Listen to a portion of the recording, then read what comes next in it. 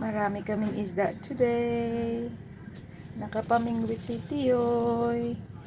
Fresh na fresh.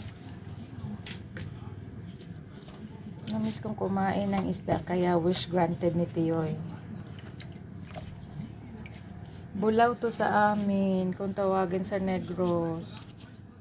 Ang fresh niya, sarap nitong itola. With kamatis and sibuyas dahon lang. Sarap din itong isugba, ihaw.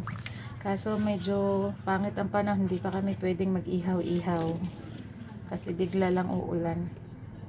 So, gawin ko today is piprituhin ko siya at magpaksiw. Namiss ko talaga siya. Sarap, look, fresh na fresh. Ang lalaki pa.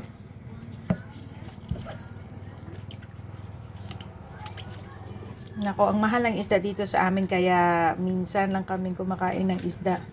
Pero lumaki ako kung saan ang aking kinagisnan ay mangingisda kaya everyday isda. Kaya namiss ko talagang kumain ng isda in my lifetime. Sarap nito. Linisin ko na siya at para masimulan. Ito kan lalaki.